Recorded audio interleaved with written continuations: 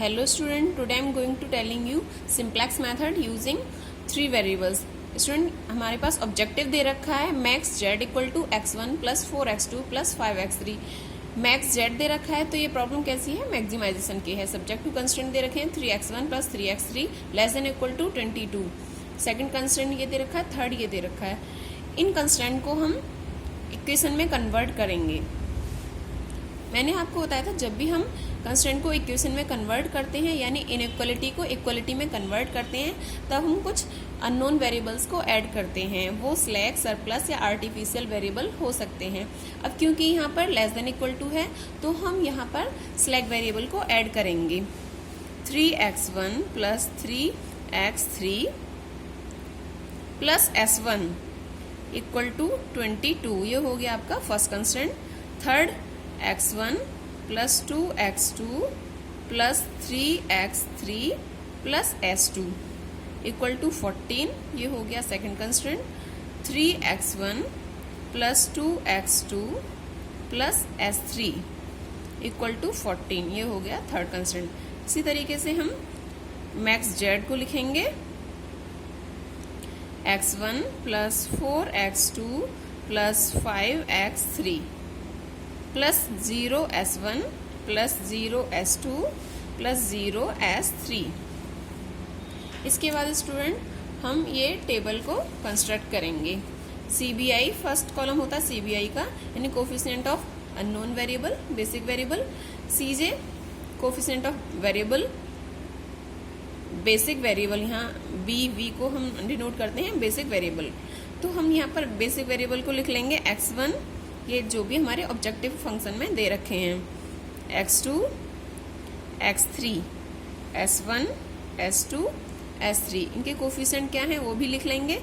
x1 का 1 है, x2 का कितना है 4, x3 का 5, s1, s2, s3 का है 0, 0. s1 यहाँ पर हम वेरिएबल को लिख लेंगे, बेसिक वेरिएबल को s3. ये क्या है s1, s2, s3. इसके बाद हम यहाँ पर ये जो हमने इक्वेशन बनाई थी इनमें से लिखेंगे. x1 का कोफिशिएंट क्या है 3 है फर्स्ट इक्वेशन में. देखिए x2 का, x2 इसमें हमारे पास है नहीं तो इसका हो गया 0. x3 कितना है 3 है, 3 लिख लेंगे. s1 कितना है 1, s2 s3 है नहीं तो 0, 22 इक्वल टू 22. सॉल्यूशन कितना है 22, इसे लिख लेंगे. इसके बाद सेकंड कंस्टेंट को लेंगे. x1 का कोफिशिएंट कितना है 1 है, x2 का 2 दे रखा है, x3 का 3 है, s1 इसमें है नहीं तो 0, s2 का 1, s3 इसमें है नहीं तो 0, 14. इसी तरीके से इसका लिख लेंगे 3, 2, x3 नहीं है तो 0, s1 और s2 भी नहीं है तो 0, 0, s3 का कितना हो गया 1 और 14. इसके बाद इनके कोफिशिएंट लिख लेंगे कितने हैं 0, 0, यहाँ 0, 0. इसके बाद स्टूडेंट जेड जे हम फाइंड करते हैं, इसका मल्टीप्लाई करते हैं इसके साथ, प्लस इसका मल्टीप्लाई इसके साथ, प्लस इसका मल्टीप्लाई इसके साथ. अब क्योंकि ये तीनों टर्म कितनी है 0, 0 है तो इसका मल्टीप्लाई सबके साथ कैसा आएगा 0, 0 यानी 0 multiply by 3 plus 0 multiply by 1 plus 0 multiply by 3. तो सारी टर्म हो जाएगी 0, 0. इसके बाद CJ minus Z J find करेंगे हम. CJ हमें ये दे रखा है, जेड जे हमने वैल्यू ये फाइंड कर ली, इसका माइनस कर देंगे. 1 माइनस 0 1, 4 माइनस 0 4, 5, 0, 0, 0. इसके बाद स्टूडेंट हम यहाँ देखेंगे कि हाईएस्ट वैल्यू क्या है. स्टूडेंट हमारे पास एक कंडीशन होती है for maximization all CJ minus ZJ less than equal to 0 यानी शुड बी नेगेटिव. मैक्सिमाइजेशन के केस में स्टूडेंट CJ माइनस ZJ कैसे होने चाहिए, या तो 0 होने चाहिए या फिर 0 से छोटे होने चाहिए यानी नेगेटिव होने चाहिए. फॉर मिनिमाइजेशन इसमें जस्ट अपोजिट होता है, all CJ minus ZJ greater than equal to 0 यानी पॉजिटिव, या तो 0 से बड़े हों 0 हों या फिर पॉजिटिव हों. 0 से बड़े होंगे तो पॉजिटिव ही होंगे. हमारा ये प्रॉब्लम कैसी है मैक्सिमाइजेशन की है. तो हमें यहाँ पर सारे कैसे होने चाहिए, या तो 0 होने चाहिए या फिर नेगेटिव. ये 3 तो 0 हैं, इनको और हमें चेंज करना है. यहाँ पर मैक्सिमम वैल्यू को फाइंड करते हैं, सेलेक्ट करते हैं. 5 है मैक्सिमम तो इसे सेलेक्ट करेंगे यानी इस कॉलम को हम सेलेक्ट कर लेंगे। इसके बाद स्टूडेंट इस कॉलम का डिवाइड करते हैं हम सॉल्यूशन में, यानी 20 बाई रेशो निकालने के लिए 22/3 यहाँ करेंगे 22/3। ये कितना आएगा 6.6 समथिंग आएगा। इसके बाद 14/3 करेंगे 14/3 तो ये आएगा 4.6 0 14/0 0।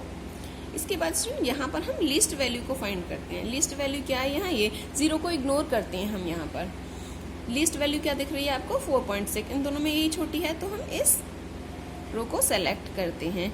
ये रो कहलाती है हमारी की रो और ये कॉलम कहलाता है हमारा की कॉलम, और जो इंटरसेक्टिंग पॉइंट होता है उसे बोलते हैं हम की एलिमेंट। अब स्टूडेंट जहाँ पर हमें की एलिमेंट मिलता है हमें उसकी वैल्यू 1 करनी होती है, तो 1 कैसे करेंगे, इसमें हम 3 में 3 का डिवाइड कर देंगे तो वैल्यू 1 आ जाएगी। जब हम यहाँ 3 का डिवाइड करेंगे तो हमें पूरी रो में 3 का डिवाइड करना पड़ेगा। इसके लिए हम एक दूसरी टेबल को बनाएंगे और जहाँ पर हमें की एलिमेंट मिलता है वो वेरिएबल होता है हमारा एंटरिंग वेरिएबल और ये है हमारा लीविंग वेरिएबल। तो सबसे पहले हम इसे चेंज करते हैं। सबसे पहले यहाँ ये लिख लेंगे x2 s3 s1 s2 s3, इनके कोफिशिएंट लिख लेंगे 1 4 5 0 0 0। अब स्टूडेंट देखिए ये हमारा क्या है एंटरिंग वेरिएबल, तो यहाँ हम लिख लेंगे x3, बाकी सब एज इट इज रहेंगे और इसका कोफिशिएंट कितना है 5, ये कोफिशिएंट भी लिख लेंगे इसके साथ। इनके कितने थे 0 0 थे, ये ऐसे लिख लेंगे। अब हमें सबसे पहले जहाँ हमें की एलिमेंट मिलता है उस रो को सॉल्व करते हैं। तो क्योंकि हमें इसमें क्या यहाँ 1 करना था तो इसमें 3 का डिवाइड करेंगे, हो गया 1/3 2/3 1 0 1/3 0 14/3। इसके बाद ये इन दोनों रो को सॉल्व करने के लिए हमारे पास एक फॉर्मूला होता है स्टूडेंट। फॉर्मूला है हमारा new value equal to old value minus corresponding key column into corresponding key row divide by key element. अब हमें फर्स्ट वैल्यू फाइंड करनी है, इसकी वैल्यू फाइंड करनी है। तो हमारे पास ओल्ड वैल्यू क्या है 3 है, minus corresponding key column 3 into corresponding key रो, इसके लिए करस्पॉन्डिंग की रो 1 है, 1 डिवाइड बाय की एलिमेंट। की एलिमेंट कितना है हमारा 3 है, तो 3 से 3 कैंसिल हो गया, यहाँ कितना बचा 3 माइनस 1 इक्वल टू 2, इसकी वैल्यू आ गई 2। ऐसे इसे सॉल्व करेंगे। ओल्ड वैल्यू कितनी है हमारे पास, सेकंड की निकालने के लिए ओल्ड वैल्यू है 0 minus corresponding key column 3 into corresponding key row 2 divide by key element 3। ये सॉल्व होकर कितना आएगा, 3 से 3 कैंसिल हो गया -2, इसकी वैल्यू हो गई -2। इसी तरीके से स्टूडेंट हम इन सभी की वैल्यू को फाइंड करेंगे तो ये मिलेगी हमें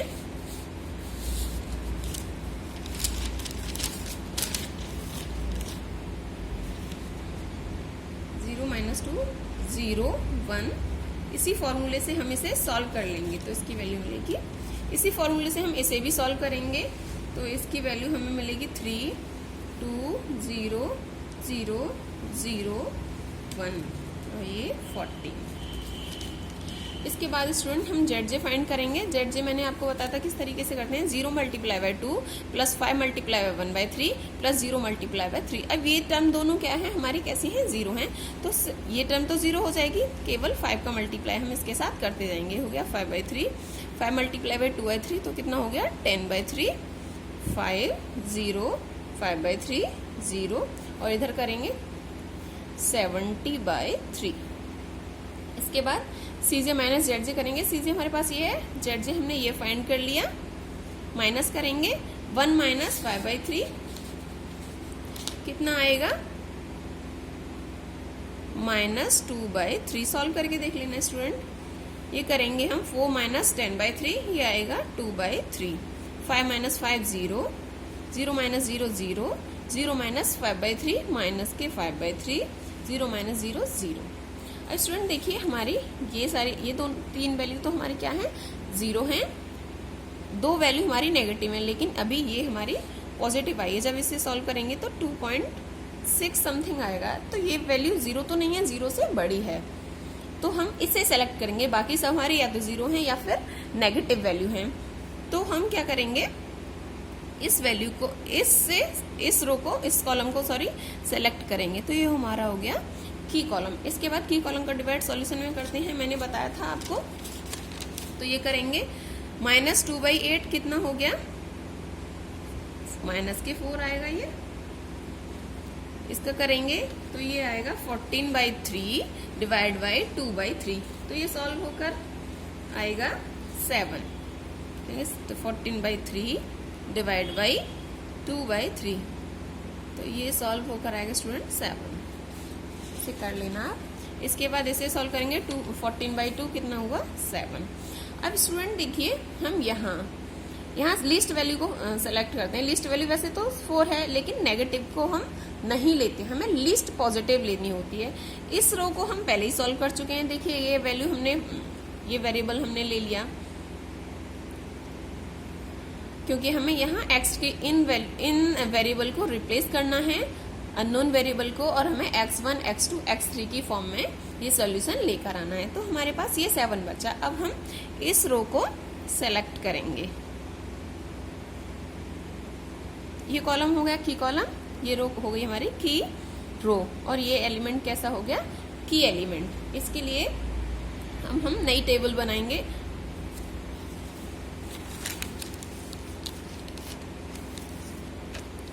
ये स्टूडेंट ये एलिमेंट हमारा कैसा हो गया, जहां पर की एलिमेंट मिलता है वो वेरिएबल होता है हमारा एंटरिंग वेरिएबल, ये होता है लीविंग वेरिएबल। तो सबसे पहले हम यही करेंगे, x1, x2, x3, s1, s2, s3 इनके कोफिशिएंट लिख लेंगे 1, 4, 5, 0, 0, 0। यहाँ मिला है तो ये x2 को हम रिप्लेस करेंगे s3 से। x2 हमारा लीविंग वेरिएबल है, और x2 हमारा एंटरिंग वेरिएबल है, s3 लीविंग वेरिएबल है। इसका कोफिशिएंट कितना है हमारे पास 4, तो यहाँ इसका कोफिशिएंट को हम लिख लेंगे 4। इसके बाद बाकी वेरिएबल को एज इट इज उतार लेंगे। इसका कितना था कोफिशिएंट 0 था, इसका 5 था। इसके बाद देखिए स्टूडेंट, सबसे पहले जहां हमें की एलिमेंट मिलता है उस रो को हम सॉल्व करते हैं। देखिए 2 का डिवाइड करेंगे पूरी रो में, तो ये हो गया 3/2, ये हो गया आपका 2/2 यानी 1, 0, 0, ये तीनों टर्म 0 है तो 0 आएगा यहाँ 1/2, ये आ गया 14/2 यानी 7। इसके बाद ये इस फॉर्मूले से निकाल लेंगे, new value equal to old value minus corresponding key column into corresponding key row divide by key element. इस फॉर्मूले से हम इन दोनों रो को सॉल्व करेंगे। तो ये मिलेगा स्टूडेंट, मैं यहाँ सॉल्व करके बता दे रही हूँ आपको। फर्स्ट को सॉल्व करेंगे, ओल्ड वैल्यू क्या है हमारे पास 2 माइनस करस्पॉन्डिंग की कॉलम कितना है -2 इंटू करस्पॉन्डिंग की रो 3 है इसके लिए, डिवाइड बाय की एलिमेंट 2 से 2 कैंसिल हो गया, माइनस माइनस कितना हो गया प्लस हो गया, तो ये हो गया 2 माइनस प्लस 3 इंटू 1 3, कितना हो गया 5, तो ये वैल्यू मिली हमें 5। इसी तरीके से सेकंड वैल्यू को सॉल्व करेंगे। ओल्ड वैल्यू कितनी है हमारे पास -2 into corresponding key column is also -2, sorry minus आएगा यहाँ, old value minus corresponding key column into corresponding key रो। करस्पॉन्डिंग की रो क्या है इसके लिए 2 है, divide by key element is also 2 से 2 कैंसिल हो गया, तो ये हुआ हमारा -2 माइनस माइनस +2, प्लस माइनस कितना हो गया 0, तो इसकी वैल्यू मिलेगी हमें 0। इसी तरीके से स्टूडेंट हम पूरी रो को सॉल्व कर लेंगे, मिलेगा 0, 1, -1, 1 और ये मिलेगा 22। इसी तरीके से इसी फॉर्मूले से हम इसे सॉल्व करेंगे, मिलेगा -2/3, 0, 1, 0, 1/3, -1/3, 0। ZJ की वैल्यू फाइंड करेंगे स्टूडेंट हम। देखिए इधर आ जाइए,